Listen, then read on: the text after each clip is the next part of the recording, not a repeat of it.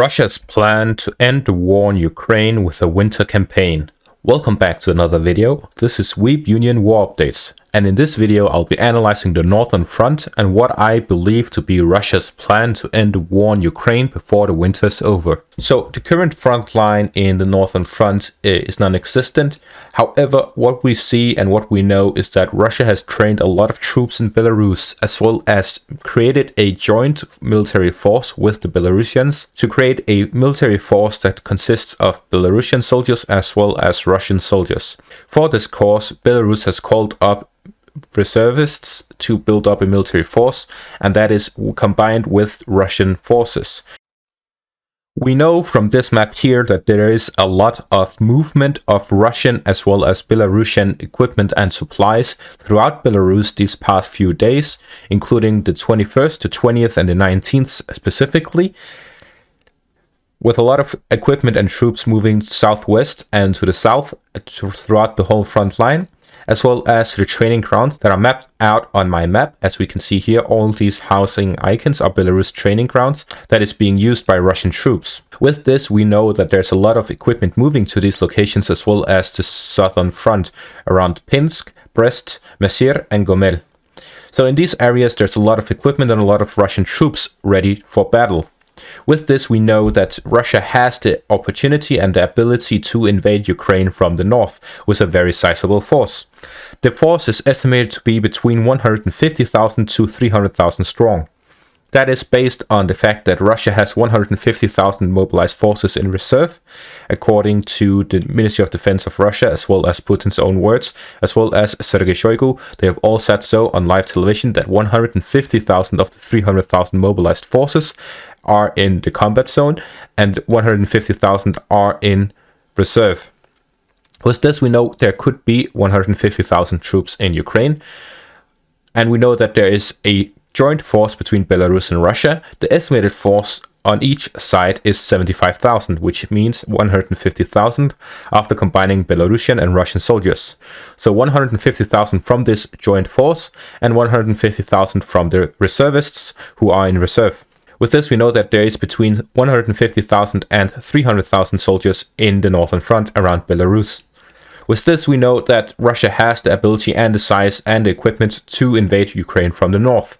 The question is, how will they do so? So there are 2 points of contact with this. The first one is the Western Front by Lviv. The second one is the Eastern Front by Kiev and Chernihiv. So what I believe to be the tactic and strategy of the Russian armed forces is on the Eastern Front, and I would like to give some credit to history legends as well as military summary, because they've also talked about this. However, this is my own perspective on this.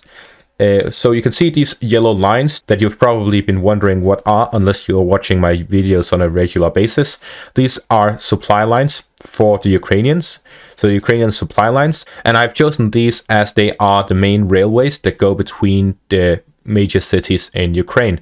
So what we can see is that Kiev has 2 rail lines towards Kharkiv. Poltava connects one from Kiev and one from Kremenchuk, and Dnipro connects one to Kharkiv and 2 to the Donbass front. With this, we see that there are 3 major points for the supply connections between the eastern and western Ukraine: Kiev, Poltava, and Dnipro. All the supplies between western and eastern Ukraine go through these 3 points. So with this, we know that these 3 will be the targets of the Russian forces throughout the winter. How will they target this? First of all, the combined forces of the Russian Federation and the Belarusian army from Gomel and Mezhyr will be focusing their forces towards Chernihiv, where they will attack Chernihiv, and after capturing Chernihiv, they will move southwards to cut off supplies that go to Poltava and Kharkiv from Kiev. They will try to create an arc around Kiev without entering the city. If we zoom in on the map, we see that there are 2 major suburbs of Kiev. There is Brovary and there is Boryspil. If the Russians manage to capture these 2, as well as the highways that go between them, they will have the ability to create a major defensive line to the east of Kiev. And if you look at Kiev itself, then the western part is significantly more populated than the eastern part. And then there's also this huge forest line that disconnects the eastern part of Kiev with these two suburban cities. With this, we know that the Russians would most likely try to cut off supplies going through Kiev from the east, also known as cutting it off in an arc, as I just mentioned. With this, they'll be able to hold a blockade of Kiev and eastern Ukraine. However, here they suffer from the risk of a counterattack by Ukraine from Kiev as well as from the east, so they will be fighting on two fronts. However, to counteract that, the Russians will most likely also invade from Belgorod, north of Kharkiv and south of Sumy, and in the direction of Poltava. With this, they will be able to cut off Kharkiv supply lines from Kharkiv towards Kiev, and they'll be able to split the eastern Ukraine into two, with the north and the south. And then finally, to cut off the final supply line, they will invade through the south towards Zaporizhia and Dnipro. With this, they'll cut off all supplies between eastern and western Ukraine, and they'll cut Ukraine into two. And they'll cut eastern Ukraine into two as well. With this, we see that there are three axes of attack: the Zaporizhia front towards Dnipro, the Belgorod front towards Poltava, and the Gomel-Mesir front towards Kiev. With this, they will have split eastern and western Ukraine into two, as well as eastern Ukraine into two. And if we look at militaryland.net deployment map, we see that the vast majority of Ukrainian forces are in the Donbas region, Kharkiv region, Dnipro region, as well as the Kherson region. With this, we know that if the Russians manage to successfully cut off eastern and western Ukraine from the Kiev area, as well as cut eastern Ukraine into two, and finally Dnipro city and cut off western and eastern Ukraine from the south as well, they'll be able to essentially cut off the vast majority of Ukraine's army with the rest of Ukraine. And at the same time, with the 150,000 soldiers around the Pinsk and Brest areas, if they invade towards Lviv, then they will have a very significant numerical advantage.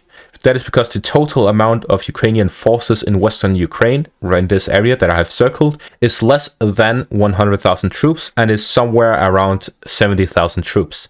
So they will have a 2-to-1 advantage on this whole area.